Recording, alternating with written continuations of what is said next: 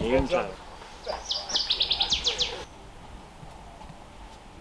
Well, Kowalski and I certainly weren't in Kansas anymore, and I mean that very literally. Wichita to Vancouver, it was mostly uneventful, but once we boarded that puddle jumper, that's when things got interesting. Getting high above the seemingly virgin landscape was truly an unexpected treat. The features from the lush coast bled into the snow-capped mountains and then again into the interior. In such a short time, things shifted in a dramatic manner. The hum of the propeller engine could have been the culprit for the nervous vibrations in my chest, either that or excitement, because the feeling really sank in that this was set to be a completely new experience. Whispers and rumors of some of the world's biggest rainbow trout coming up to sip your dry fly were getting increasingly louder as the wheels made final contact with the tarmac. This late in the afternoon, however, we wouldn't be doing any fishing, so we caught a ride back to the lodge and got ourselves settled in. With no real reference point, Kowalski and I, we were already blown away with the accommodations and couldn't wait for what tomorrow had in store.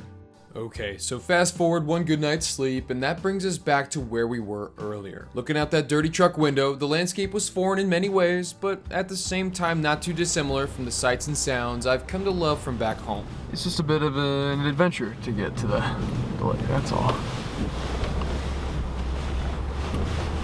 What are you gonna do? Now, I'm pretty sure they were aware, but would this be the wrong time to mention we've never fished out of one of those pontoon boats before? I geared up with some false confidence and continued to play back what Curtis and I had been talking about all winter long. Follow me down. Usually what Cool. I do is I don't try to drag Oh, that's Curtis, by the way, and of course, his trusty first mate, Mort. I've heard many a tall tale that this is one of the fishiest pups this side of the Fraser River, and Curtis, he's the lead guide and marketing coordinator for Northern Lights Lodge. For the next few days, Kowalski and I are going to be basically attached at his hip, soaking in everything this region and particular season has to offer. This tree just fell. Yeah, what a convenient spot, right? Not at all. So what I'll do is I'll watch for here along this edge. It's really deep, Yeah. and then you're gonna get into kind of a cove over there. Okay. And there's a grassy point that goes around. That whole grassy point all the way around until you hit the lily pads. Money. The eagle will actually take fish off your line sometimes. I haven't had it happen to me, but I had it happen to a lady last year who took like a 24-inch rainbow and like flew away with it. I had to go get it on shore to get the hook back. And flippers and rods and jib. Cool. Hey, nice raft. Clunky. Clunky like a one-legged Canadian goose. That's how I would describe my first hour or so of floundering around this unsuspecting lagoon, and now that I think of it, I could be doing a massive disservice to this hypothetical goose, because my boatmanship was poor. I think I can see some of these sedge that they're talking about. The sedge that they're talking about, they're hatching.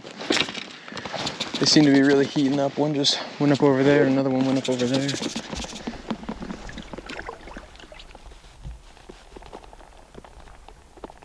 That's what they call the traveling sedge. Pretty big dog. Throughout all the fuzzy cross-country calls, Curtis mentioned that during this quote-unquote stillwater season, days would have a tendency to be eerily quiet one minute and then absolute chaos the next. And while we were still trying to get our sea legs, chaos decided to come over and give me some salutations. Holy Toledo.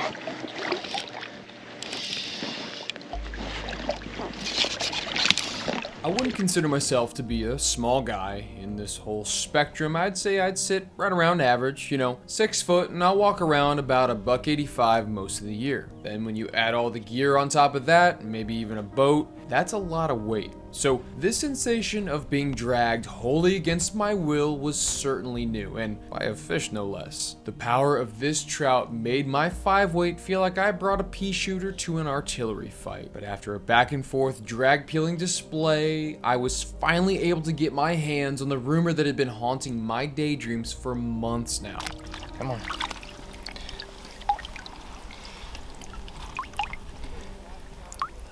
Beautiful fish.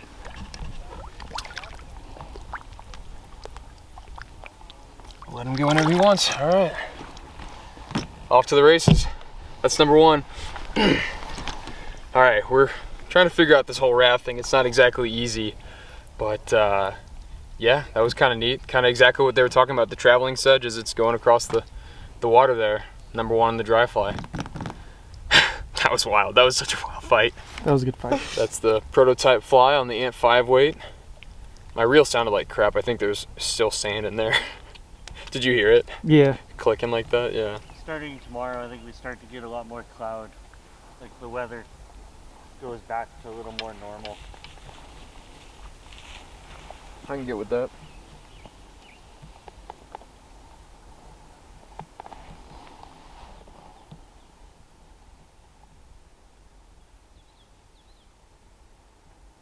And as soon as we thought things might be heating up, the last of the traveling sedge microhatch slowly disintegrated in the shifting winds. Outside of the occasional eagle echo or angler chatter carried by the breeze, things went quiet again. Kowalski gave safe harbor to a very lost toad, while the watchful eye of the resident bald eagle looked intently for any behemoth fish willing to make a mistake. Doggedly, I continued to cast, and there were times where I could have sworn I saw shadows moving along the shoals, but through the steady chop, it was really tough to tell. With the afternoon sun rolling in strong, our stomachs were telling us that it was maybe time to watch an indicator while we cracked into the lunches that were packed for us.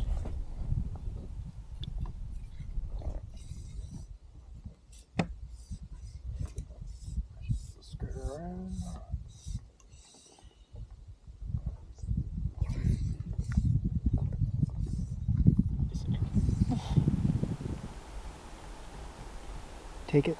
Come on. Take it, fish. Just smaller. Take it, fish.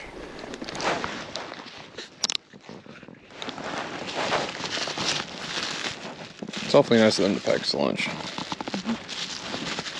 I'm very excited about it.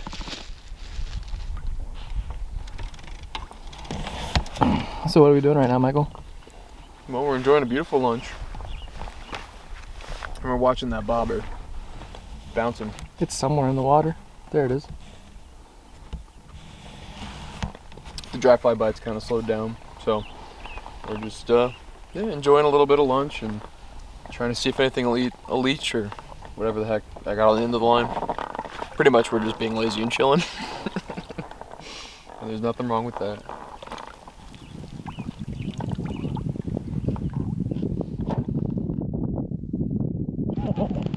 No kidding. Yeah. The balloon came in and grabbed it. Oh my gosh. Oh! That was a hit. That was 100% a hit.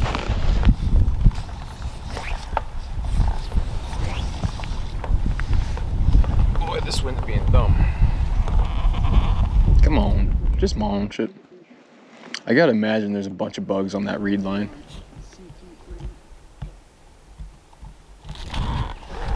Okay, Kowalski.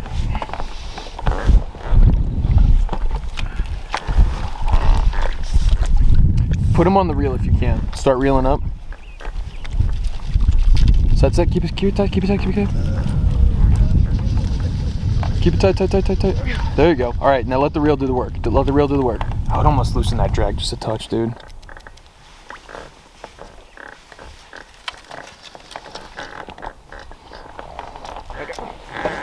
You got him?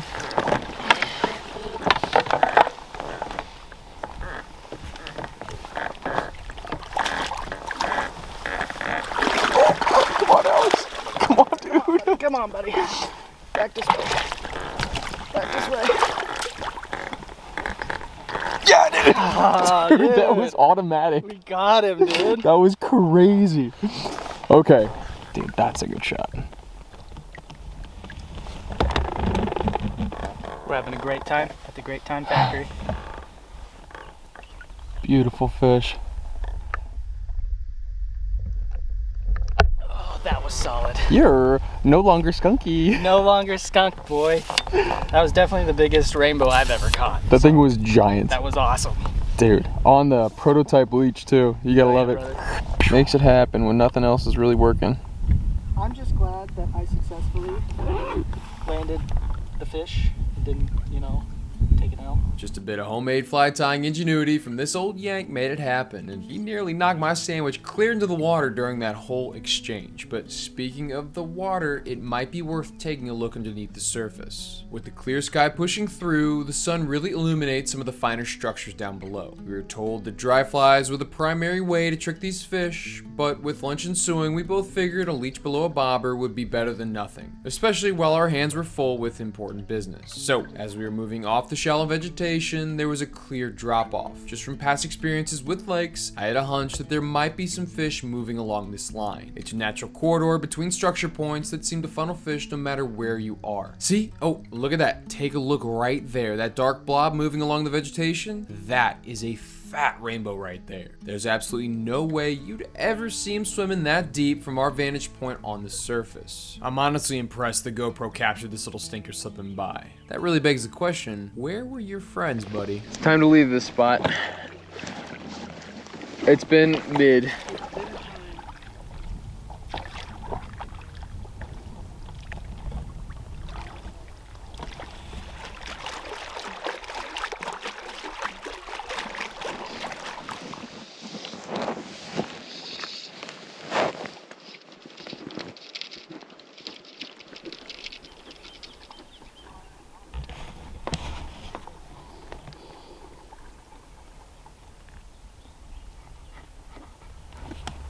There's fish cruising in there that we just don't see. Okay. But if you sit there and watch the shoreline for a while, You'll see a few dimples. eventually, like the last one that I had, just like sipped it.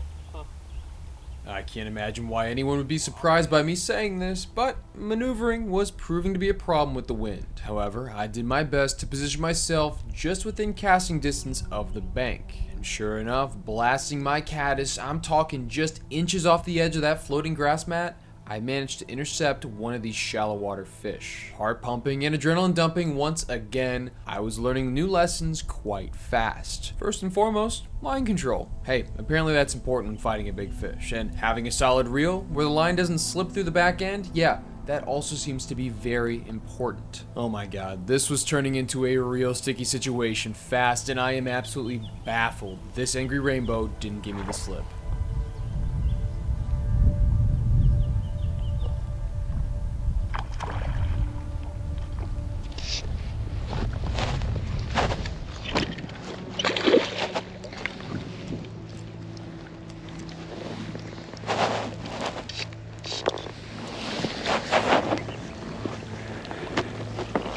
Oh, you son of a b****.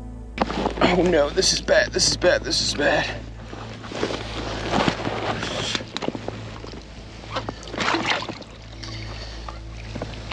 This is about as disastrous as it gets. There we go, all right. God, what a mess. The line slipped through my reel. Oh, really? Yeah, so I had to fight him with my hands. And then when he ran, he about freaking took me downtown, dude. See, it came into this side. I couldn't even reel. So about ripped your cooties off? No, he about broke my rod after one of his runs, and then made a nice big mess.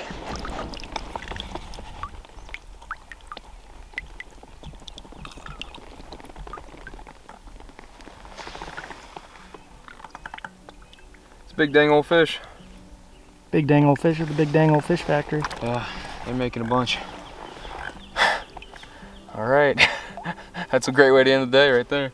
It felt good to see him kick back without much trepidation and return to his grassy home. And while we were making the final crest back to the boat launch, I took the outside lane and figured Kowalski would have more luck closer to shore. I was going to do some more filming anyway and figured I'd keep a line trolling while I paralleled him on that outside lane. It came as a bit of a surprise, but a few flipper kicks after casting out, my rod just about shot off its holster. Now, this fish ended up being relatively smaller, especially when stacked up to the ones we'd seen so far, so I can't begin to imagine what chaos might ensue if this were to happen again with a critter 3 times the power of this little fella. Being the beggar, I will not be choosy. I was more than happy to have crossed paths with one more fish for the day.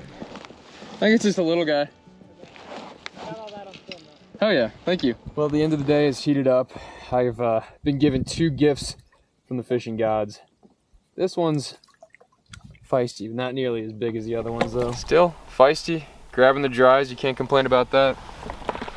But we'll get him, yeah, back in the drink and back to eating some more caddis. The shadows continued to grow as the long afternoon slowly moved into evening. With the sunrise being early and sunset being late, dinner time in this part of the world has a tendency to sneak up on you real quick. So one by one, Kowalski and I joined the pontoon armada and slowly made our way to the muddy boat launch to get loaded up. The general consensus from the group is that the day was, well, fine, but I suppose that's all relative, because the roads to and from this lake were also described to me as quote-unquote fine. I'm still shocked and amazed we didn't get stuck in those water-filled ruts. I mean, truly, those were nasty. But we eventually made it out and back to the gravel roads, where we crossed paths with a noticeably big and mean-looking old bear. His permanent Elvis lip let us know that he meant business, so we didn't loiter all that long. Plus, we had to get back to the lodge and get cleaned up for dinner. Like, they really like hunting those fish, and they really like trying to make it happen on a camera.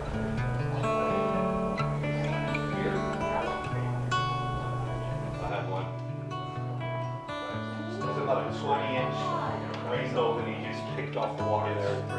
That dead one. I got it. Yeah. I got my box. Yeah. Then you can have it. I heard you were well, actually. I heard you were, yeah. I started hooking.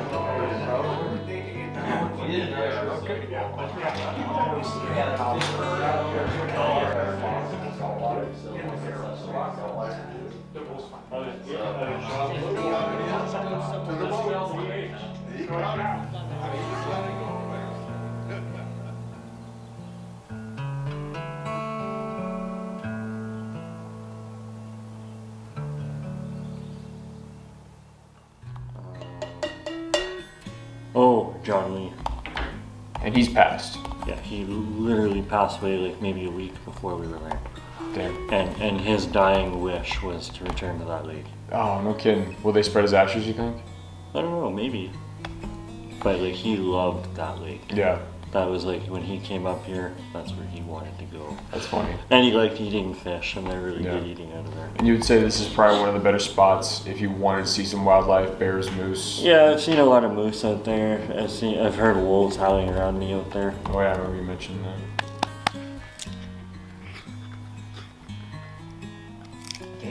Hey.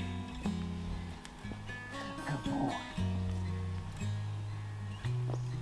Not having to answer to any alarm, Kowalski and I were both well rested and ready for another day. Of course, the fishing would have to wait until after this gigantic waffle breakfast. I'll tell you this for free, folks, I had to restrain myself from shoveling down a sickening amount of these syrup-covered and crispy treats. But as this meal finished up, the last of the guests were packing their cars and getting ready to leave the lodge. Their trip was over, but ours was just starting. Bumping back on the uncertain forestry roads, the importance of four-wheel drive and high clearance was made evident yet again. Meandering our way through signs of historic resource extraction, the new growth was doing a good job of reclaiming these narrow mud tracks. Curtis mentioned that this was set to be a different experience, but we'd have to slog through the skunkweed and bugs before we could witness it for ourselves.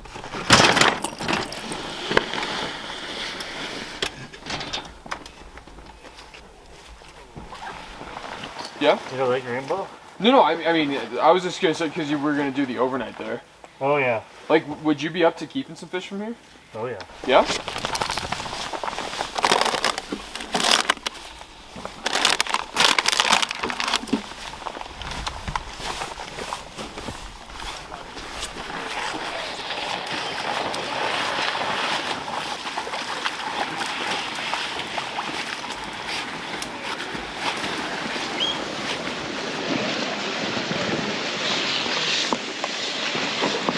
Wow. Look at this lake. Holy cow. You want to go that way? I just came over here, so I'd be able to wait. Cut. We didn't want a bear ripping into him.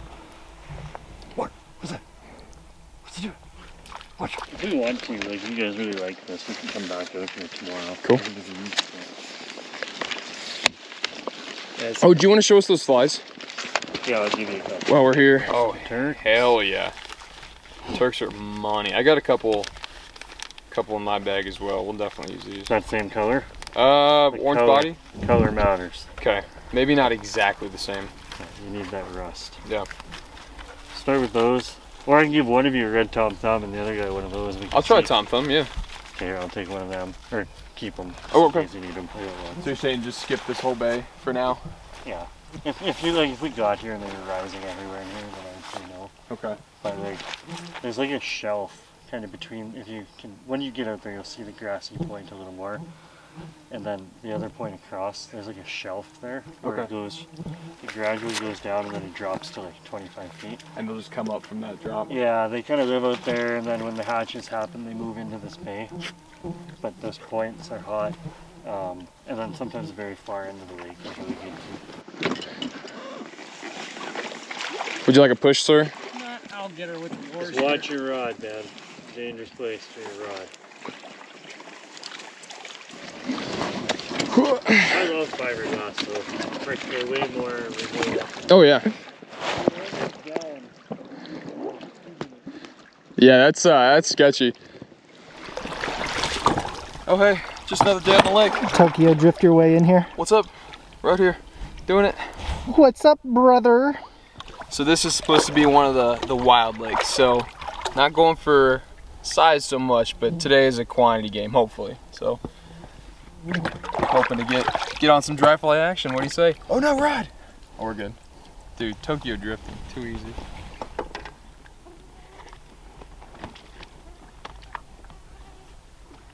Boat proficiency was finally moving away from that one-legged duck I displayed on day one. Following the general game plan, Alex and I made our way along the western bank towards one of the main points extending out.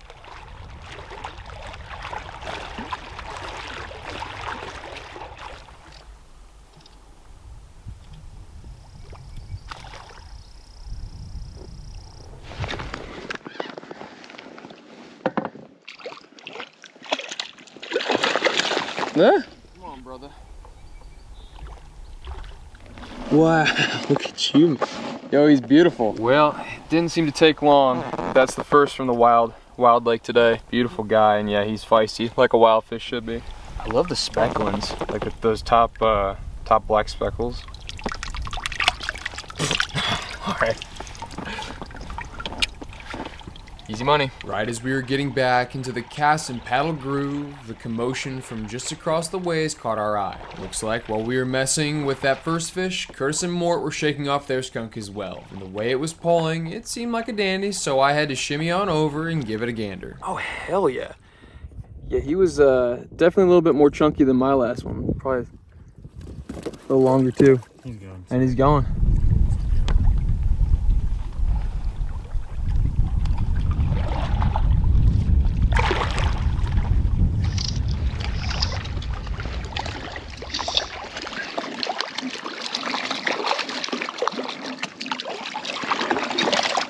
Oh, he's off.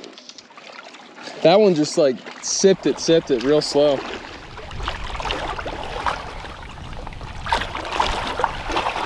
This wind is kicking our butts right now.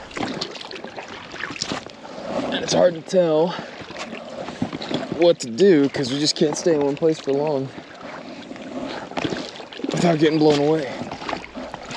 Putting our backs stiff towards the wind, we all paddled parallel. This weird trolling was proving to be extremely effective. In a flurry of action, one person would hook up, and then another. Weaving in between, it didn't really matter which lane we chose. From the deepest part in the middle to the shallow bank and everywhere in between, these fish could somehow still see and eat our flies. Curtis and Kowalski broke in the first double of the day with a beautiful pair of wild dimes. That's a good one, buddy.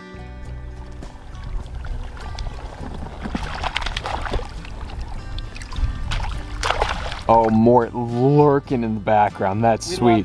If you can hold yours up. Oh, dude. Hell yeah. With the Tokyo drift rolling by. That's such a sweet shot. Hell yeah. Hi, friend. Dude, that's sick. I'm not going to sit here and say what we were doing was super technical. Quite the contrary, in fact. Crude would be the word I would use. Cast it out, put it in the rod holder, and, well, just wait. This tactic, if you could call it a tactic, allowed us to drag our flies along and cover a ton of water in the process. The key to success seemed to be rooted in making sure our flies were skating along the surface relatively fast and whether or not you could actually grab the rod once the fish actually bit. But the proof was in the pudding, I suppose, because these wild fish kept keeping our flies company. What do you think of that, Kowalski? It's a nice little fish. Wild boy. Let's let him go. Yeah, see him back. So what the hell are we doing right now? We're just trolling along as fast as we can go With dry flies. with dry flies. And they're just coming up and crushing? And they're just crushing them. It's kind of wild. We're not even close to the bank either. Yeah, still pretty far away. But it's working. I'm having fun. That's cool, man. So it might seem a little weird, but we're having a lot of success just casting it out and almost trolling it. So feed out a bunch of line, and then I'll get on the oars and start doing some paddling and kind of get some speed to it, and they just grab it. Fifth time's the charm, I guess.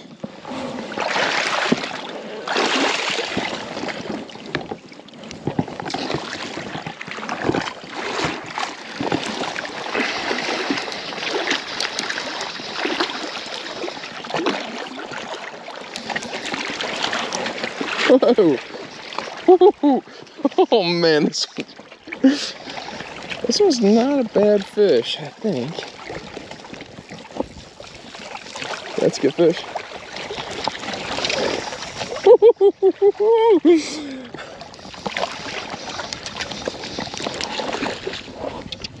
Damn, buddy, come on.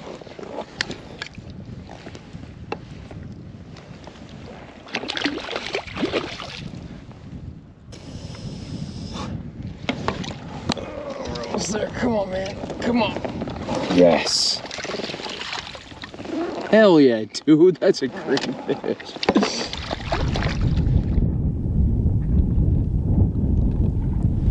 We're in the middle, and I mean the middle of the lake. And this beautiful, I mean, chrome and bright purple. This thing jumped like, I don't know how many times. This is different fishing, but this is fun for sure. He is so gorgeous, and we're gonna get him back. Beautiful fish. Ah, in between the gaps. Bye, friend. Bye.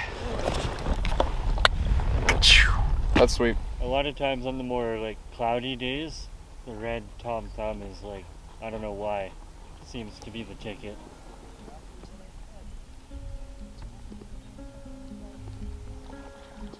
Our decent drive out and late start to hitting the water had us all a bit peckish at this point. We'd fought the wind for every inch so far, and the burning in my legs was ready for a reprieve. So, this right here was quickly becoming one of my favorite parts of each and every day.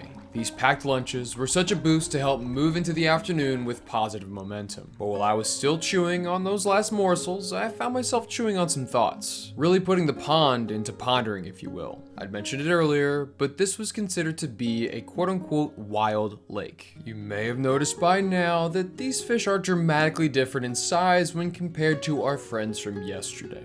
I mean, most of these rainbows could have been a light snack for some of those sharks swimming just beneath our fins. The secluded tea-stained water is classified as a wild lake. From my own research, along with asking Curtis, there aren't any records of prior stockings here. All the water that flows from the outlet eventually dumps into Quesnel Lake via the many miles of weaving and interconnecting streams and rivers in the area. The tenacity for salmonids to exploit any possible niche is always impressive, and I know I'm not alone in acknowledging that sentiment. These fish were reared and raised in this lake alone, and knowing that made each one of them that much more special. These dark waters are very different to what we saw yesterday, in more ways than one actually, but for now I'm just gonna talk about the fish that swim in them. That rather popular puddle from day one is one of a handful of what are considered to be broodstock lakes in the region. For those that don't know, broodstock refers to a mature group of fish used for breeding purposes. In a lot of stocking situations, these domestic broods are often kept in a separate holding tank tank on the hatchery premises. The technicians working there manipulate temperatures in order to get the fish to produce eggs and milk throughout the year when they're needed. British Columbia, they like to do it a little different, however. Essentially, they've designated lakes all around the province that hold their broodstock. They do this in order to save money, number one, but also for the overall health of these mature fish. They feel as though letting them live in a semi-wild situation allows for more robust genetics to be passed on to their offspring that stock the rest of the province. Keeping multiple lakes with Pennask, Blackwater, and horsefly strained fish also allows for some level of genetic failsafe if and when any wild populations were to collapse. So to say that these broodstock lakes are just some sort of weird holding pen would be wrong, but to say that these are completely wild fish also feels weird. But where we were today, these fish were undoubtedly wild through and through. Okay, I do apologize because that was a bit of a rabbit hole, but hopefully that helps you get a better understanding of the nature of the fish in these lakes in this region. Y'all ever troll Turk's tarantulas before? Pretty advanced stuff. Oh, I'm on. Oh, I think he's gonna be on your line. Yeah, he's under. I'm under yours. Let's get him over to our right. Oh gosh, he just jumped. Go under. Oh no, he's on it. Shit. Don't even worry about him. I think he got over. Another one. The dual pontoon action. This is crazy. I mean, at this point you can see fishing was proving to be more than lights out, but filming this whole process, it was far from easy. In order to stick a little bit closer, Kowalski and I lashed our float tubes together and started a tandem troll on this productive shore. I know for a fact Curtis and Mort were over there on the other side looking and laughing at our weird approach, but I can tell you this, the fish, they didn't care. Oh, he's off. See ya. There we go. Skating the Turks, doing works. Okay, our wires are a little cross. Oh, no, I think that. We were. Yeah. Try and point your rod in the other direction. Yeah, I don't know, because we could see it not too long ago. We could see the bottom, like the foliage and stuff. Yeah. I wonder if right here is just like a raised leaf or something. Oh, I'm on.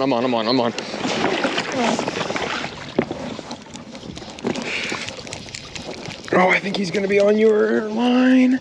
Yeah, I'm under yours. I think I cleared it this time. Oh, I got a fish on. I don't think it's yours. Or is it mine? It's yours. No. I thought we cleared it. Oh, we cleared it. Oh, well then I had a fish on. Beautiful guy. Dude, this is seriously so weird. So we're together right now. We're tandem drift or whatever they call float tubes. We're tandem float tubes right now, and we're literally just casting it out and just going real slow. And they're eating our Turks. It's the craziest thing. So he went up and actually grabbed that at once, missed it, grabbed at it again. We set the hook and got him. This is a lot of fun.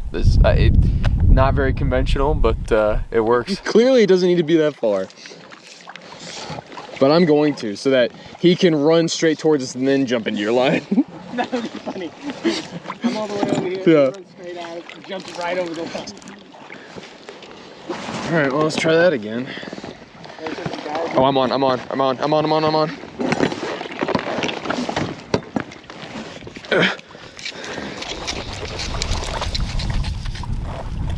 Oh, hello. Oh shit, I'm on. Oh, go. Go. Oh my gosh, dude, he's going nuts. Dude, he's going crazy. Oh, not over there. Oh, no. Oh, double. Dude, he right jumped at the point. so much. He's straight up. Oh god. That was so cool. On the leech, on the freaking Turks. That was so fun. That was so cool. That's gonna be a good shot because it's like you're on, and then I point at mine like, oh, I'm on. Oh, there goes one. I got a few good shots. And there goes two. Get the green belly and everything. That's a big old caddis full of eggs. Ready to be munched on by some trout. Maybe that's what they're thinking our fly was. Turns out it's the same fish. Got a nice pink line. Silver boy. It's a lot of fun. We're gonna see him back. Kerplunk. Nice. Cool. Wasn't quite expecting it out there, but we got another one. What time is it? Fish time? Dinner time? Oh yeah, brother. I was just asking like what Oh, time it's actually like 4:50. Our day's kind of coming to a close. Yes, Alex, let's go. Here, feet down, feet down.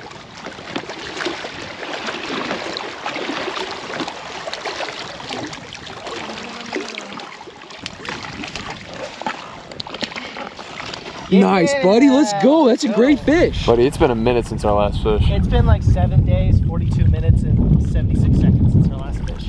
But now, guess what? Can't say that no more. Can't say that no more. Possibly our last fish of the day, and it's been an absolutely fantastic day. Pretty fun. Let's let him go. There you go. See ya. Dude, let's go. I think if I used all my fingers and maybe a couple of toes, I could start to count all the hookups and misses that just never got caught on camera. Despite the shifting winds and growing sense of humidity in the air, the fishing was fair all afternoon long. We fumbled our way through so many fish, and that doesn't even include the boatload that Curtis and Mort dragged in on the other side of the lake. It's been a really, really fun day. It's easier to have fun when you're catching a lot of fish. And when dinner's already made, and when the bed's already warm. I would say so. There's a lot of rain coming in. As the water finally shut off our waders and we squished our way back to the truck, I can really see why this is such a favor to the old timers who enjoy returning to the lodge year after year. Oh, I'm so off kilter.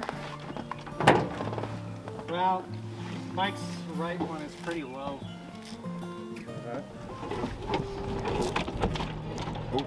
Hey, one of the wind. Do you want this mirror back? Or no?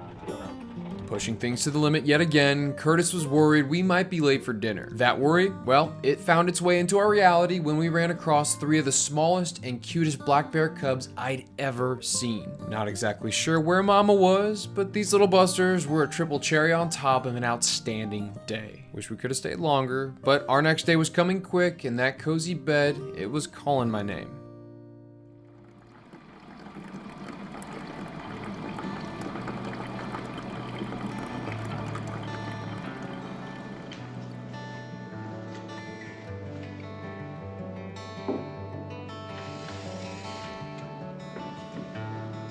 Anyone that knows me, you know, I'm not exactly good at sleeping in. Hell, we can cut the curd there. I'm just not that good at sleeping, period. While the last belts of boiling water lifted the smell of morning into the dining room air, I started the arduous task of clipping and organizing footage. The sun likes to grace the lodge right around 5 a.m., and the patrons don't usually follow until 9. This meant I had a lot of time on my hands before they got up. Once the caffeinated jitters set in properly and the previous day's memories were exporting to their respective folders, I risked a run-in with a meandering bear and headed down to the lakeshore.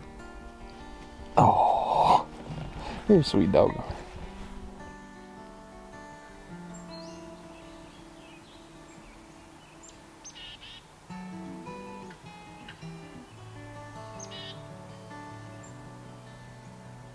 After a while, I caught the creaking of doors and murmurs of good morning passed around, so it was time to gather my things. Soon enough, the boats were loaded up and we were back on the road for yet another day. On our way to a different broodstock lake, Curtis mentioned that it might be worth a quick stop to one of the rivers in the area to see if conditions would be right for an early season float.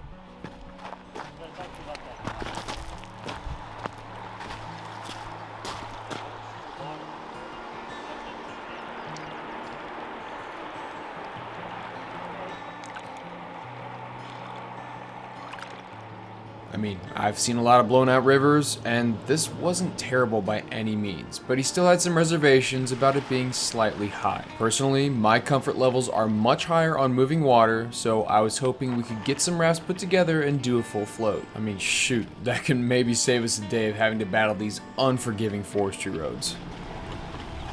So this bay here And that whole shoreline is where we're gonna concentrate.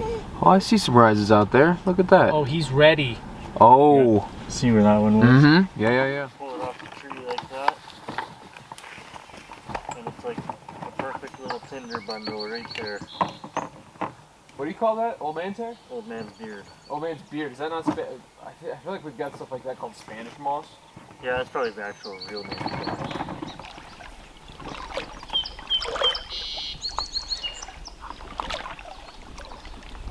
It's a lot calmer today, it seems. It was really calm. I say that, it's gonna start freaking howling.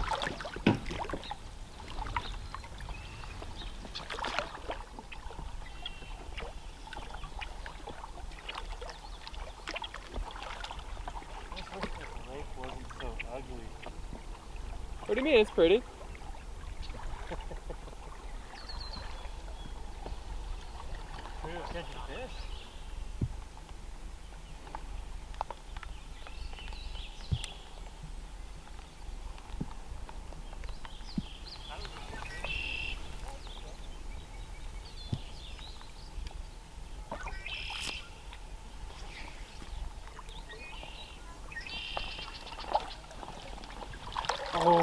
Oh wow.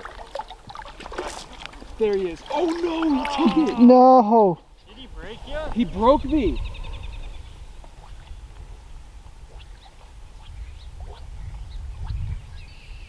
You know what stinks is that it was he didn't take oh. Hey, hit him again. They'll go twice if they didn't get stung.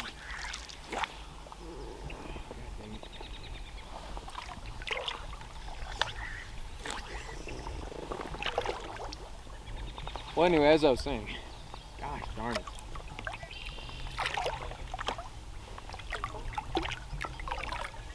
Like the other day I could see them there.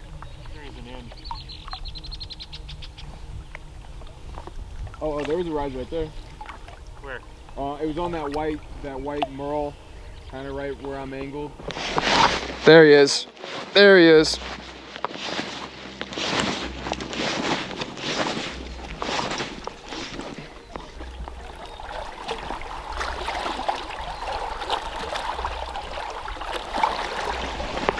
I'm gonna try and get out of here.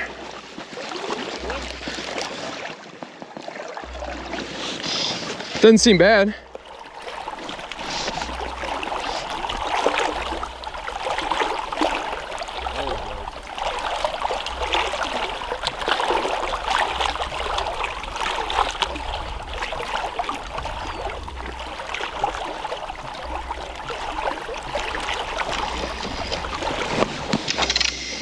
Whew.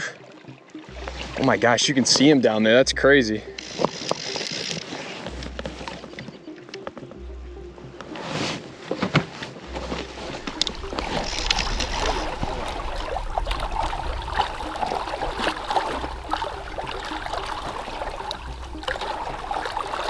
Unbelievable. Oh my gosh. Oh my gosh. Oh, on. Oh, Alex. Real. Oh. I got that on my... I've got mine going too, and I've got the GoPro going too. Go. What an absolutely crazy way to start the day. Right as I managed to rope mine in, it was clear that Kowalski was hooked into a monster. Now, full transparency here, folks, this is a full body workout, trying to coax these massive fish out of the shallows and into the main lake. Getting hung up on weeds was a surefire way for that barbless hook to slip right out. Heavy tippet and a mighty bend in the rod did the trick this time around, and this right here, ladies and gentlemen, was the first official double of the day. These broodstock beasts were both unbelievable in their own right, and I was having trouble wrapping my mind around their dimensions. And on the dry fly, no less. We did our best to get a quick shot, but with the wind pushing Curtis and some slippery hands, they both managed to elude us. It took them a second to gather their composure, but after a quick reprieve from the net, they both shot off no worse for wear.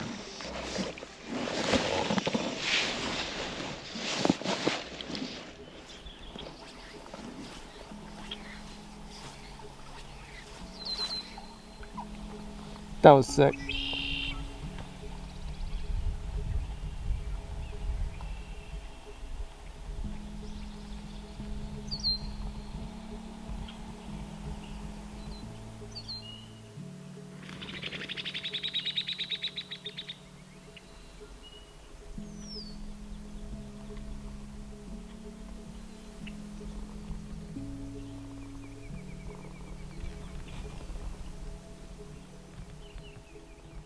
This was now our third day in the saddle, and two general strategies seemed to be deployed with varying levels of success. I mainly chose the strategy of headhunting. Essentially, you'd paddle along as calm and as quiet as possible until a fish would surface somewhere near your boat. The idea then was to cast somewhere within their radius as quickly as possible without making too much disturbance, and then hope they were heading in your direction. Of course, this rapid-fire devil hauling was all easier said than done, but it worked once, and then, hey, it actually worked again.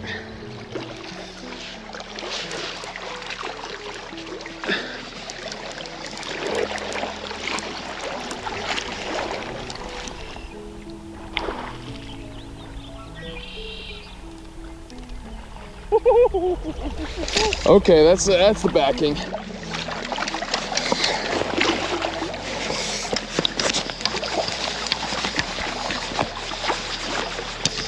We are in the backing. Oh shit.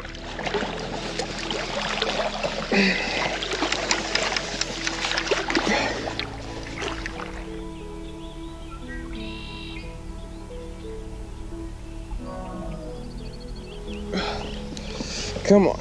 You're swimming right towards me here, buddy.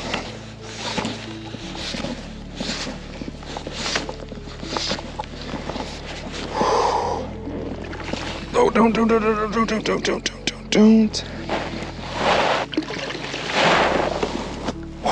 Oh my gosh.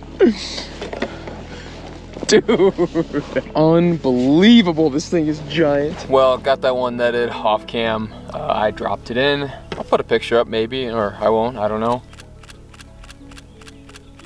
But yeah, that's the second one on the chubby. We're getting some on just about anything that floats, and yeah, this couldn't be much of a different day, but I understand why this is what you want to do when you come out here. The dry fly action on a rainbow of that size is like, did you hear that? There's another one. It's like unheard of. So that's I don't know, hard to beat. Really hard to beat. Like I mentioned, there were two general strategies for attacking this lake. The first was chasing and casting. The second was simply just covering water and trolling the fly close to the weed edge. I'd say Kowalski was employing this second method with quite a bit of success. Fish on!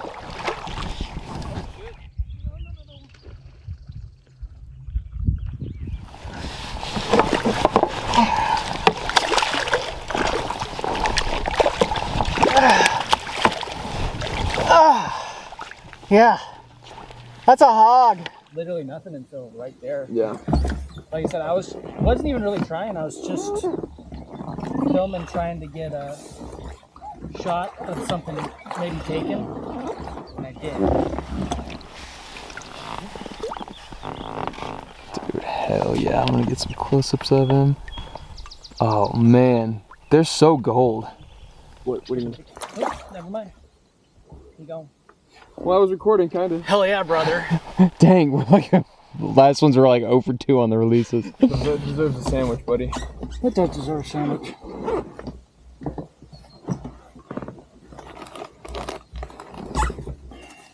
These sandwiches are really awesome. Big fan. It's hard to beat. A little bit of ham, a little bit of lettuce, some good cheese.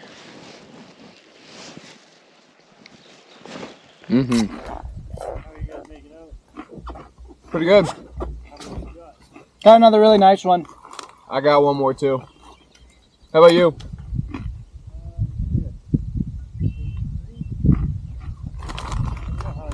Oh! Oh, he's on. Is he on? Look at 4. I think he's off. No, No, he's on. I think he's on. Oh, he's on. He's on. Lunch fish.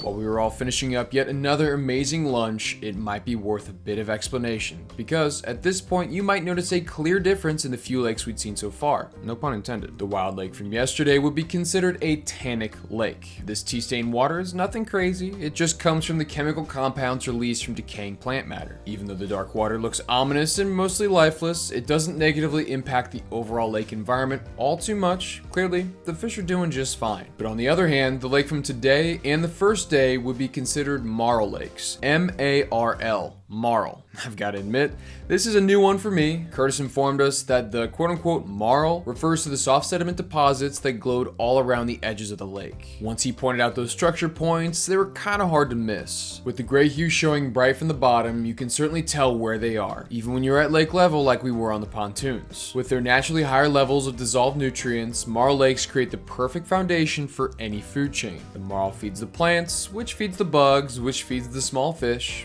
lots and lots of them apparently, which in turn has a tendency to grow pretty large trout, kind of like the ones we were targeting today. These marl lakes are often used for broodstock sites for that exact reason. These unique bodies of clear water can not only handle, but continue to grow big fish. Small details like the lake sediment can be the difference maker when looking at where to find bigger fish in ambiguous lakes like these.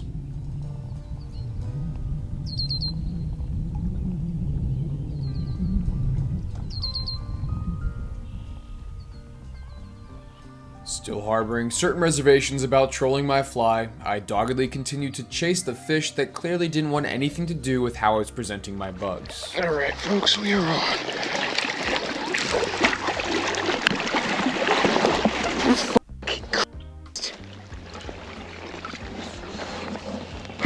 Now, on the off chance this blind squirrel did find a nut on the side of the lake that wasn't even supposed to have fish, I managed to mess up each and every one of my very rare opportunities. Ah, God bless it. Now, I'll admit, I made the bed I was lying in. Trolling flies on the wild lake, it was novel for a day, but resorting to doing that again led to frustration in my mind. I may sound like a snob, but it really didn't feel like fly fishing, or at least the fly fishing I'm accustomed to. Kowalski and Curtis, they didn't seem to have the same prideful hang-ups as I did, and they trolled up quite a few more fish as the afternoon wore on. Oh, he is heavy. Oh, hell yeah! No! Hell no! Hell yeah! Get you up here, buddy. Come here, buddy. No, no, no, no, no, no, no, no, no, no, no. No, no, no, no, no. Come here, buddy. You're mine.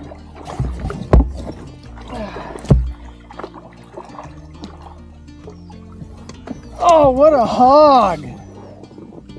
Nice! 3, because I was like way up in the distance, like each of them. It was crazy because we both just hit up at the same time. Oh, you don't. Oh no! Another double. That is a pretty fish. Damn.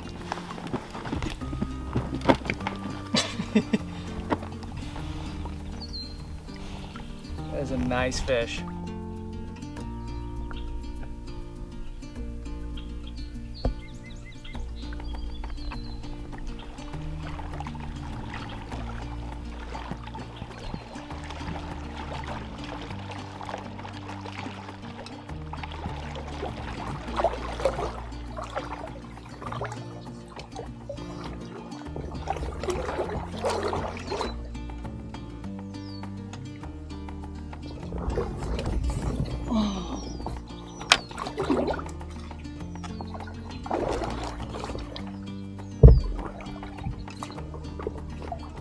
No, he's all up in there.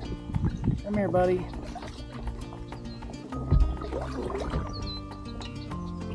Got him, hell yeah. Got us a nice hog here. Out in the middle of nowhere trolling.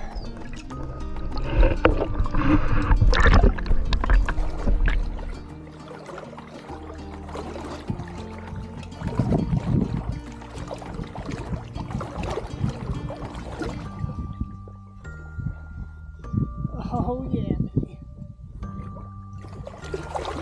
You come to me.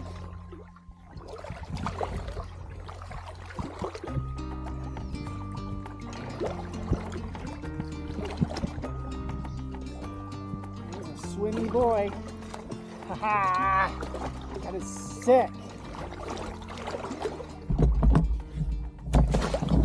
Oh, where'd you go? Where are you?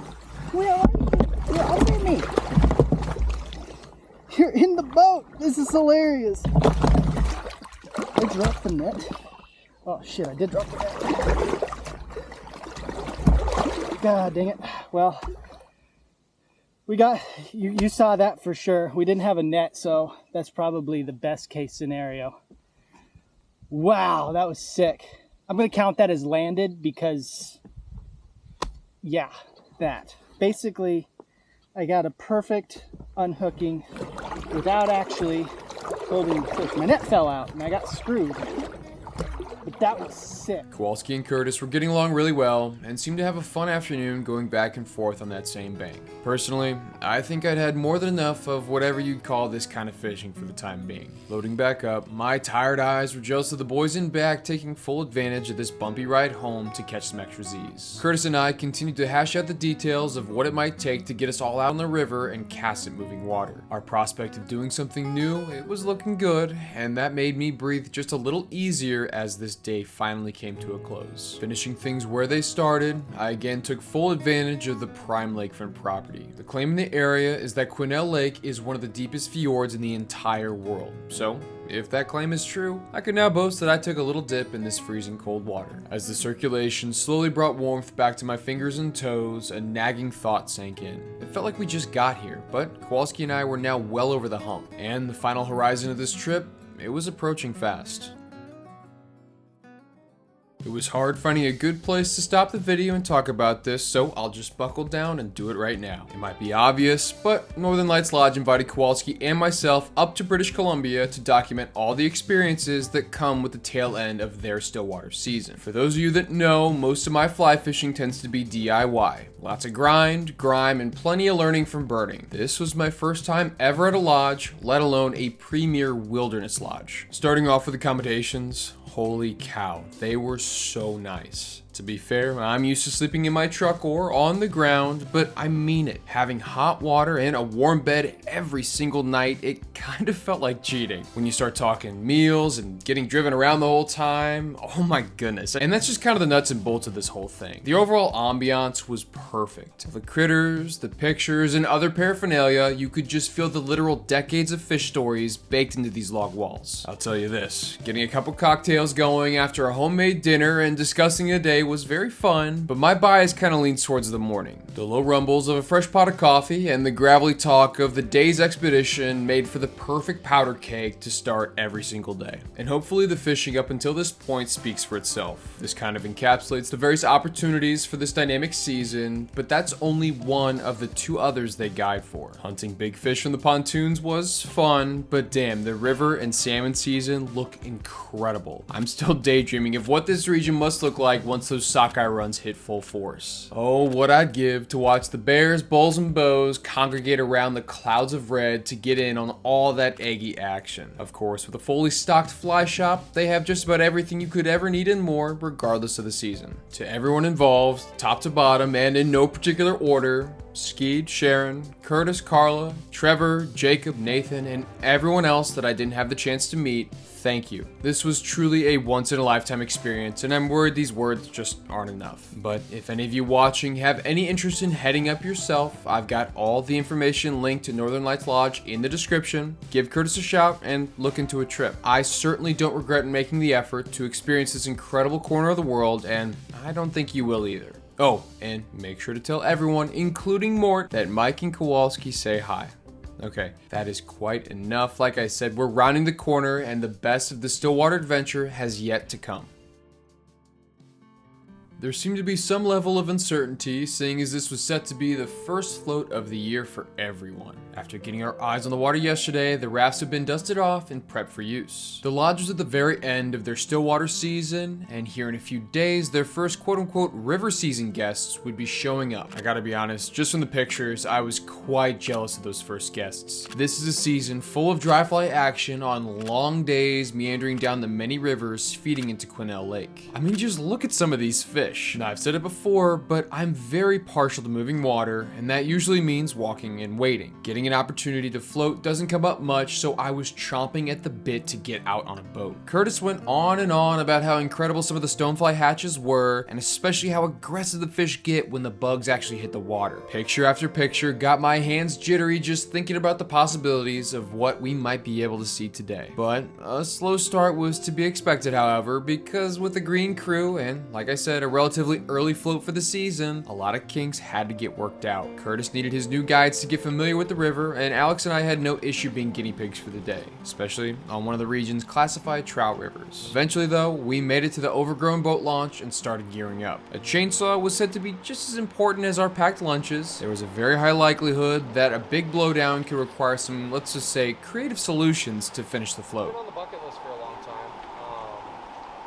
but my buddy went up there and said, No, the steps with this much water would probably be really fun. You just kind of shoot down it, you know, but end of season last year, we're like pushing it and trying to navigate around. that's where it kind of splits off.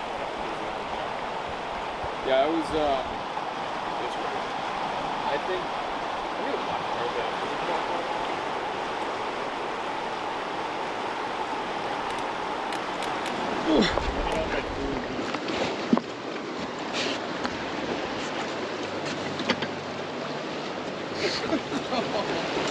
Now, do you want me standing or sitting? It could be the sunshine. Maybe it's the sun. You should stand and still fall over. Okay. And always expect that I might get around. So keep a low center of gravity.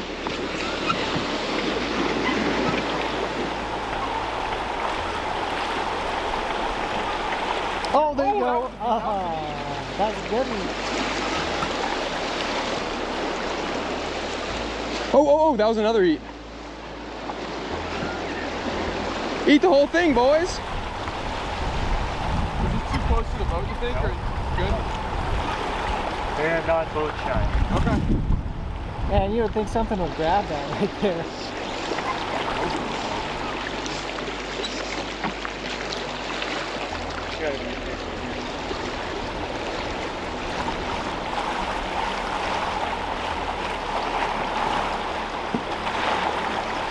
Looks like we're getting a little bit of rain right now. Yeah.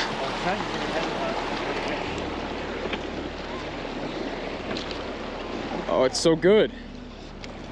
It's so soft and pillowy. I let it go right in front of the boat, hold it there, strip it and come back. Don't follow it over.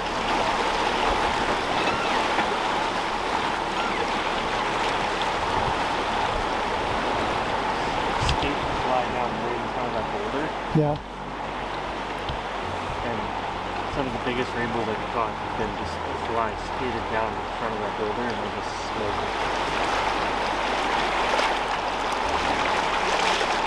Feels good to be on the river. That's not bad. And I can see, like, there's 4 or 5 feet of visibility. You get a hatch, things can happen. While the other boat finally caught up, I grabbed the streamer rod and loaded it down with some split shot. Curtis had never had much luck tossing streamers, but I just had a hunch that if there was a fish on this bend, there was a better chance it could be intercepted with something heavier. With the speed of the water and relatively lower visibility, my knee-jerk inclination was to push water with the streamer and hope for the best. Sure as the sun, at the end of my many swings, I was kind of surprised to feel a tug that had some life at the end of it. Now, I say some, but it had a lot of life in fact. I couldn't really get this fish corralled back upstream, so I required just a bit of help with the net. But would you look at that, folks? No skunk. The singular but wild fish certainly made my day just a little bit sweeter. Well, that's our first of the day. Kind of had a couple bites, wasn't quite sure, but the streamer did the job, and we'll see him back. Ugly release, but I'll take some fishy knocks. Right there, by your feet. Is he chilling? BHC? Yeah, right there by your feet. Thanks for the net, I appreciate it. Thank you, friend. Might be our huckleberry, huh? How big was that fish compared to like normal? Kind of average? Good average. Yeah. They get a lot bigger than that. But Sure. that's like a Good fish? average. Did you get it Sure. in the tail loop? Swinging ready for another cast. What's that? In the tail loop? Yeah, oh no, it was right in between here. I kind of came halfway across. I thought I was on the bottom. I just kind This kind of situation is always funny. Was that scrap of hope nothing more than dumb luck? Or had we finally figured something out? Everyone took turns with the rod, some threw streamers and others threw nymphs. Soon enough, however, we were all back in our respective boats, ready to finish floating down this very quiet river. Amarillo.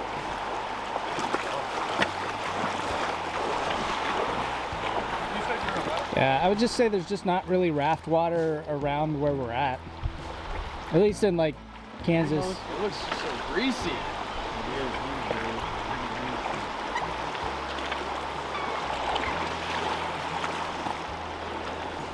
Oh! the little like 6-incher came up and jumped after it. There he is. Oh no! There was evidence all around that there had been some pretty big stonefly hatches in the not so distant past. Just from the way the birds were behaving, it seemed like they might be picking off the few stragglers flying around prior to this impending rainstorm. But as we continued down the river, we still just couldn't get anything to take. Bites were occasional at best, but there was a very good chance that these were just salmon smolt or smaller fingerling rainbows that couldn't fit our flies in their mouth. The other boat had mentioned finding a few pike minnow near a backwater eddy, but otherwise we were all kind of at a loss. Curtis mentioned that the bulk of the population should have been done with their spawning already and moved back into their summer holding water, but the more we saw, the more it seemed like they still might be up in the headwaters. Even the locals started giving us the weary eye, wondering what this silly armada was doing out on the river so early in the year. Can't say we didn't try. No, we worked that. So the fuck we are. Alright. So what do you think? I think they're in the lake. They should have just been up here spawning. No problem. Yeah. But I still think they'd be resident rainbows there. Yeah.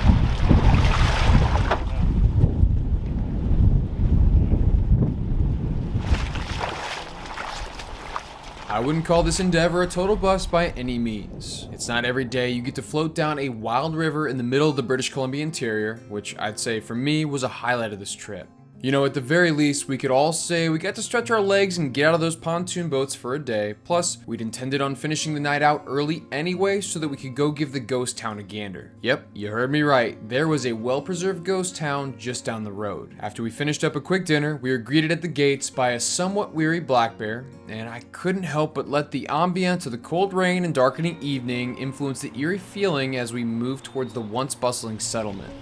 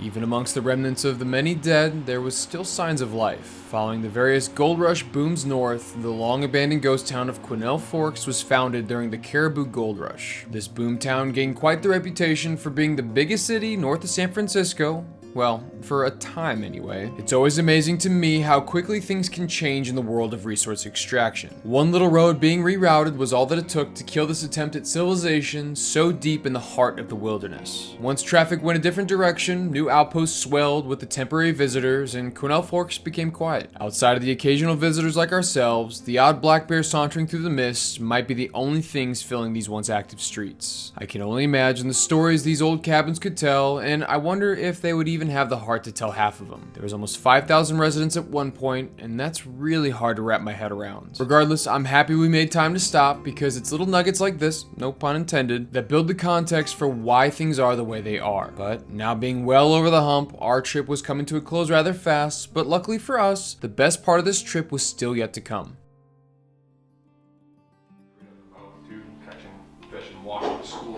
Two different schools collide with each other. So, two different schools of different species? But no, just Chinook. Same Chinook. Yeah, okay. but they were like colliding with each other. It was just, it looked like it was nuts, yeah. So do y'all have pretty heavy bear populations out there? Because There, yeah, but there's no grizzlies, it's just black bears. Really? Yeah. Huh. Why Sometimes the grizzlies will swim over. Yeah, but they never like establish. Working with your family would be kind of cool. I helped out on the ranch quite a bit growing up, but Kowalski and I were taking full advantage of our last morning in the lodge. From here on out, we'd be fending for ourselves. With an earlier than normal start, this crew was running fast and running hard to try and double dip with what little time we had left. Curtis had one last wild lake on his radar. The idea was to zip up there, fish it hard for most of the morning, and then climb into the mountains for our final destination in the evening.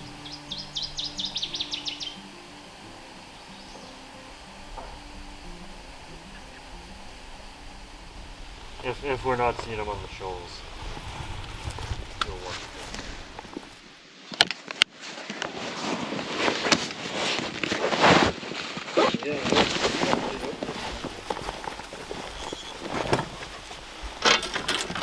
And they always treat me well. We probably don't need fluoro for these fish, but I don't want to chance it. This is the booby of all boobies. The booby, huh? This is the tequila booby, which is just like a nymph version of this. A lateral move. Yeah, so it has like a bead and then the same coloration. Yeah. And then the rule was they weren't allowed to have the foam on the front, so then they made a fab, which is a foam ass blob, which is the foam on the back. I gotta say, having Mort around was always such a huge boost to the overall group morale. Even in the face of a stomach-churning truck ride, as soon as those forepaws hit the solid ground, he is just about as excited to fish as a critter can get. Latching onto some of his enthusiasm, we carefully made our way out of the bay and towards the main lake section. Armed with a booby, I was determined to be as thorough as possible, but learning a new fly fishing tactic is never easy, no matter how many times you'd watched it on YouTube. Truth be told, I've always been a bit skeptical of this booby fly. The concept, it makes sense, it's just the fly itself. You want to talk about matching the hatch? What in Sam Hill is this even supposed to be? But while trolling toward the main basin, I could feel my full sink line really getting down deep, and right as my skepticism was about to boil over, this weird little blob got hit by the first fish of the day, and I guess I have no other choice. Call me a believer in the booby. Now, looking away from the flies, let's focus on the fish for just a bit. The differences are subtle, yeah, but the chrome on this little specimen really stuck out to me. As he slid back, I gotta brag on the ant for just a second, because what can't this old 5-weight not do? Tossing dry flies, chucking bobbers, and now stripping boobies. I'm glad I dragged this puppy all the way up from the States.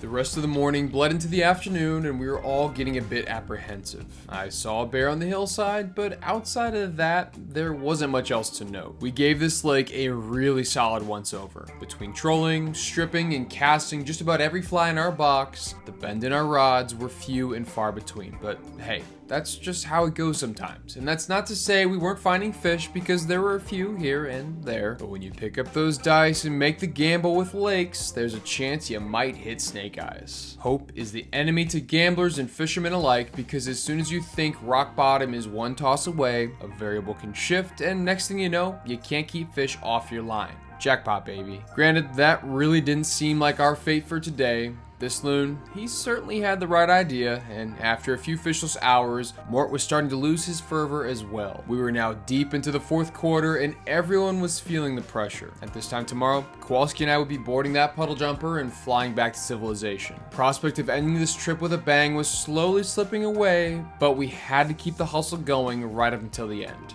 So after stopping by the lodge one last time to say our goodbyes, we departed with a rather packed truck and a whole lot of hope. These snow-covered mountains had been looming over us this entire time, and now we were driving straight towards them. Counting the shadows of black bears helped pass the time along these winding gravel roads, but after a decent drive, we finally arrived.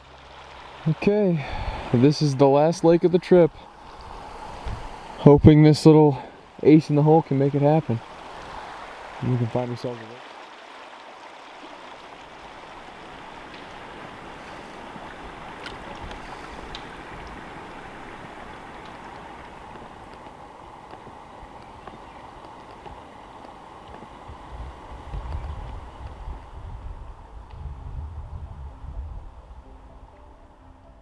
This serene mountain landscape was very calm. I swear, I thought I heard a midge sneeze across the way. This absence of any action had me half-heartedly trolling around, just enjoying the views, you know, occasionally checking the hands shifting on my watch. I didn't think anything of it at the time, but when I turned around back towards the camp, Kowalski continued down the bank. By the time I realized the faint flipper paddles were all my own, he was pretty far away, and he must have been really far away, because with how quiet things were, I'm shocked I didn't hear him earlier. Oh, is he on? Do you have a net? I need a net! No! This was big. No, this was huge. Curtis wasn't even sure if we'd get a shot at even casting near one of these fish with how the weather had been, and now Kowalski was hooked up. Not sure how his net didn't make it down from the truck, but now the race to meet in the middle was on. I kicked up and picked up in a flash, hitting warp speed on this damn pontoon. With the only working net on the water and the first lake trout on the line, margin for error was very thin. Hell yeah, dude, that's a loop. Come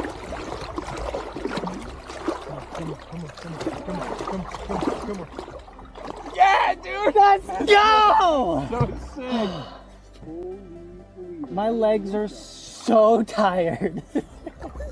Well, I hooked him, and then I was like, all right, where's my net? And I look over, I was like, okay, we just gotta go to Mike. I really want to get his tail, because his tail is like beautiful. Dude,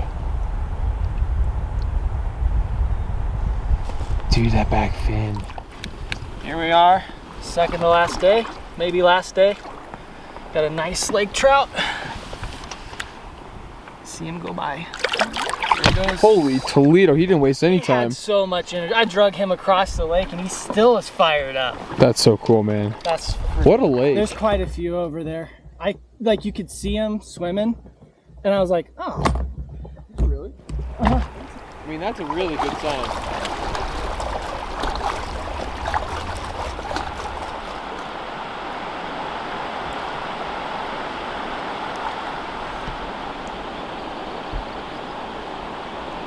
Come on, Michael. Oh, I can see more down there. There's a ton of them down there. Ah, that's good fish. Freaking view. Did you get him? Talk about fourth quarter. That might be my favorite fish of the trip right there. That is awesome. But yeah, I think he's ready to make it back, and we're gonna send him on. I'm gonna smell like fish on the plane tomorrow.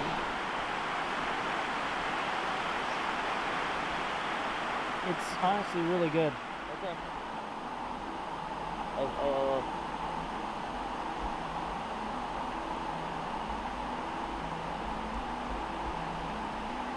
Did you have a bump? Yeah. Ooh. Yeah, I was getting bumped. I mean, it's crazy how much energy those fish have for how cold this water is. I don't get it for 1 second. Yeah. But I mean, they're hungry, obviously. When the way Buddy was getting chased by like 3 others, They're hungry. and it wasn't small buddies either. Yeah. That's it.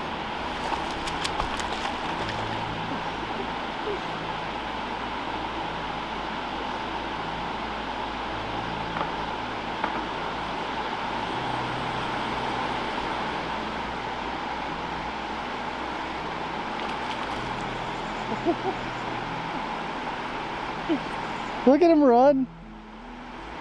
Oh Lord, he running.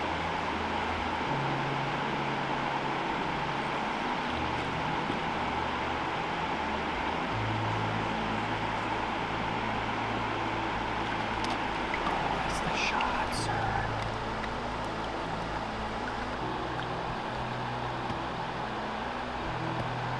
Really tight in his back too.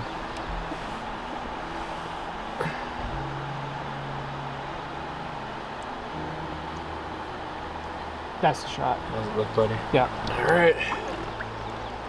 Another Laker in the honey hole. I don't know how we got so lucky, man.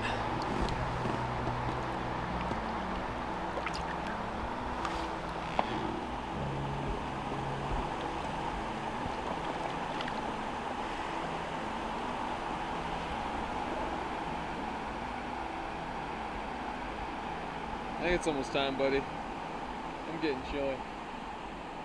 With darkness just about ready to envelop us, we were both so excited to tell Curtis the good news. The bite of cold air on numb fingers wasn't enough to slow down our oars all the way back to camp. We ate like kings, we drank like fish, and let the steady plume of smoke carry our stories and laughs all the way up to the blanket of BC stars shining down. What a night. I woke up to the feeling of a few thumbtacks pushing against my forehead. I'm glad I decided to only partake in a few rounds of celebratory whiskey. Plus, Kowalski and I might never be here again, so despite a bit of cobwebs, we braved the sharp and sobering mountain air for our last morning.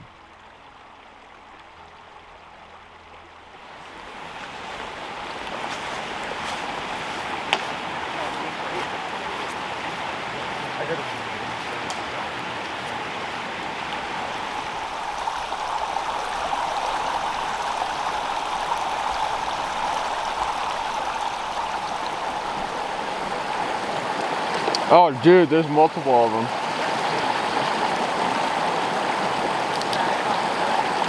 There's 1, 2, 3.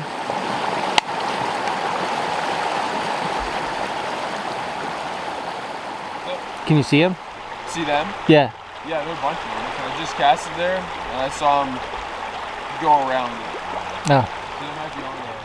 Those shadows stalking the shallows were no doubt the same Lakers from last night. In fact, that's the only fish species swimming in this isolated puddle. Curtis told us that in his conversations with the local biologists, they have no record of how they actually got here. They've done extensive genetic testing, which leads the biologists to believe that these fish have just always been here. In the entirety of their trapped existence, our casting was a mere blink in that timeline. That fact alone was just so intriguing and made each one of these fish so special. And I've caught some lake trout in the past. They're actually one of my favorite species to target on the fly, but there was just something different about these. The white and gray marbles and iconic white tip fins were just so distinct. It may be cliche, but it looks like some divine hand meticulously placed each and every streambed stone along their sides in some sort of vermiculated mosaic. All right, there we go. The Lakers are still munching. This is the first fish of our last morning, and I think he's more than ready to get back. What do you say, buddy?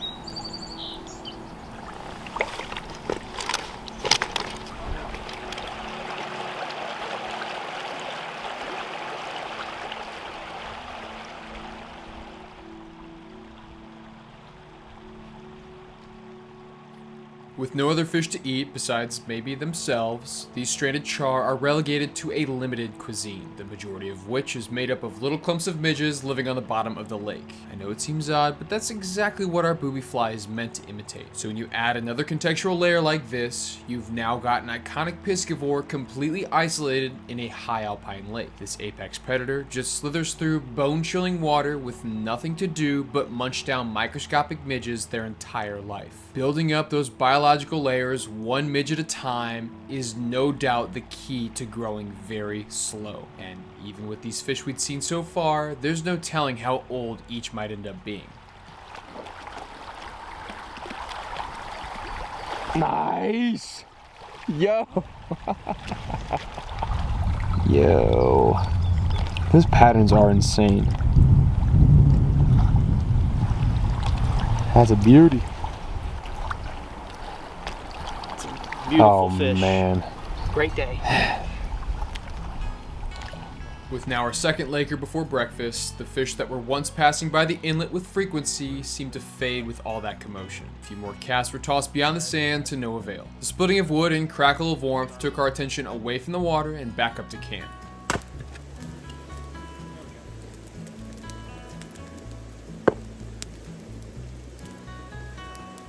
Relieved to see Curtis was still alive, we all enjoyed some rejuvenating Joe and warmed up those toes one last time before discussing our exit strategy. Just with the nature of these roads, it would be prudent to factor in at least an extra hour just in case we blow a tire, or worse. That meant we had very limited time to rope in as many of these wild Lakers as humanly possible. So with no time to spare, we slid the boats out and paddled back towards the bigger and more productive inlet stream.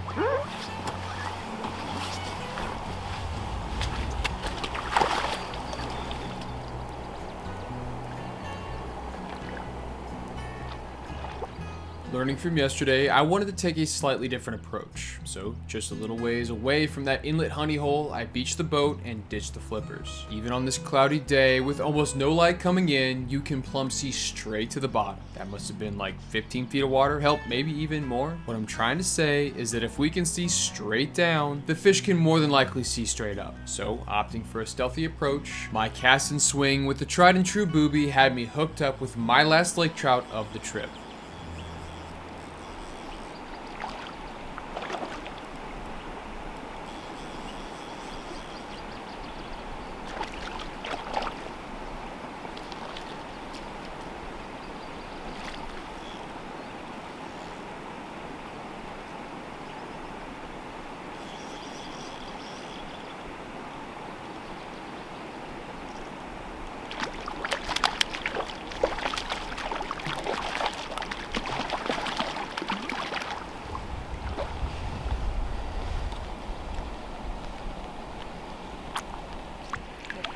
Another beauty, lovely laker.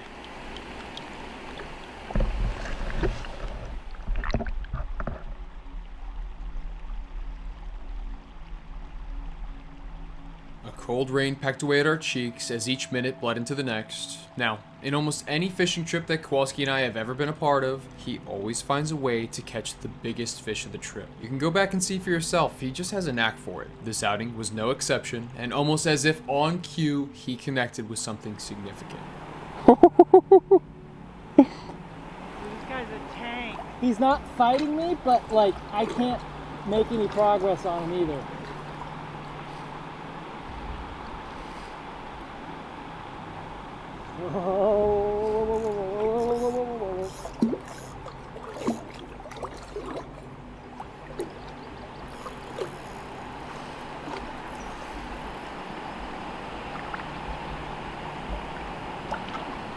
Come on, man, get this fish in.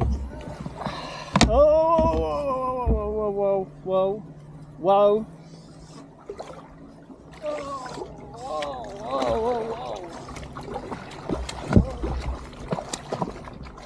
Come on, come on, come on, come on, come on.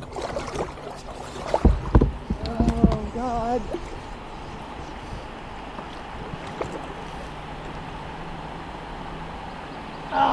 Yo! That was sick.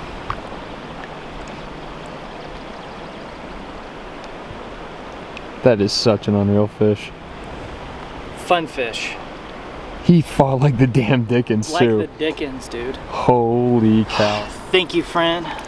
That was a lot of fun. That's such a good fish, man.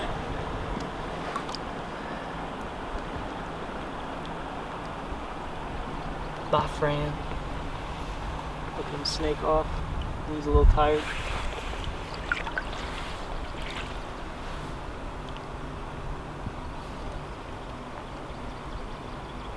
There he goes.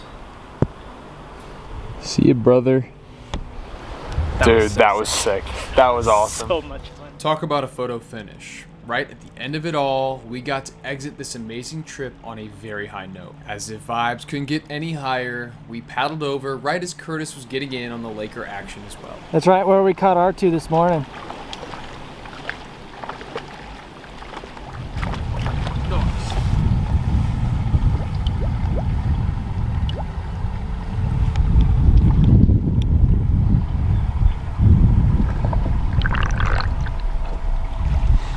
GG Curtis.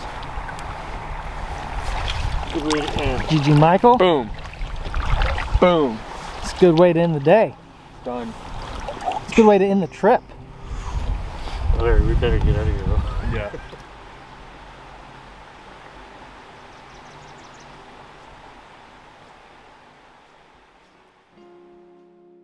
Expectations. They plague us anglers. Okay, let me take that back. let's try this again. Expectations. They absolutely crush me. In the months leading up to this trip, I had such exotic dreams of moose-sized rainbow trout gingerly sipping skittering Goddard caddis with reckless abandon in the never-ending British Columbia sunset. All consuming would be a bit dramatic, but those stories I heard were living rent-free in my imagination. Now, did this unattainable daydream happen? Well, to some degree, yeah. Both Kowalski and I found ourselves some truly remarkable fish. Most of those rainbows from the broodstock lakes, they barely fit in our nets. And I know for a fact, all those trout were the biggest Kowalski had ever caught. I'm speaking for him here because he's only ever gone trout fishing with me in the past. But I digress. Being months removed from this adventure, the few stillwater fish that actually bit on a casted dry fly, those memories are now mostly a blur, refreshed by the occasional Instagram scroll or conversation with Curtis. It's funny how that works, you know, because even with this much time removed, I still reminisce about my overall time at Northern Lights Lodge quite a bit. But the thing I thought about most leading up to this first cast ended up being pretty low on what sticks out about the overall Wilderness Lodge experience. I don't know how we got so lucky, man. How do I explain this? It's stuff like how excited Mort would get just at the chance of seeing a fish. His tail was wagging from dawn till dusk, ears to the water listening for the faintest sound of any dry fly dimples. I miss the way the mirror surface of Quesnel Lake in the evening can just carry a haunting song of a distant loon from bank to bank. If I could see the paralleled purples of both the morning sky and a dark water rainbow, boy howdy, I think I could rest my eyes as a very happy man. That's the kind of stuff I can remember. I remember the cold hands holding each pure and marbled lake trout as the shivering dusk reached well past my normal bedtime. And that's not even to mention the backdrop. That was just incredible. There was no end of laughs, learning, and stories shared with both my best friend and now many new friends from this quiet corner of the world. If you could try to catch one right now, Oh, that'd be sick. you want me to catch the fish? Yeah. Is that what we're doing? We are in the backing. Oh shit. You know, I can't say I miss the feeling of that screaming reel. I mean, obviously, it's an exhilarating one, but it's a quick fun that comes and goes once that fish swims back. This may sound silly, but do you know what I miss? I miss the lunches the lodge ladies would lovingly pack for us every single day. Sure as hell beats a Cliff Bar. And even on the slowest day, those sandwiches would boost my mood in a major way. And that was just lunch. Every day we'd come home to a certified feast that I'd always find myself making room for seconds. God, I can just smell the steam of the coffee as one by one the creak of the front door opens to reveal a familiar face. No matter what hour of the day, the hearth was just as warm as the smiles from everyone around. Well, except maybe Trevor. Truth be told, it's probably better he's not smiling at you. But all jokes aside, what I'm trying to say is that the prospect of big rainbows on a casted dry fly may rope you in, but the kind folks, an inviting lodge, and awe-inspiring landscape are the things that'll make you want to come back. Wait, there I go again. I'm sorry, I'm projecting. That's what'll make me want to come back. Plus, I feel like I might need to see what the other seasons have to offer. Yeah, the words can't describe the places, the people, the experiences. This is, yeah, I hate to sound cliche, but kind of once in a lifetime. But folks, that is, it's more than enough for me. Wherever you find yourself, be it in a crystal clear Lake Trout Lake in British Columbia or in your backyard, I hope you keep those feet in the water. And until next time, tight lines.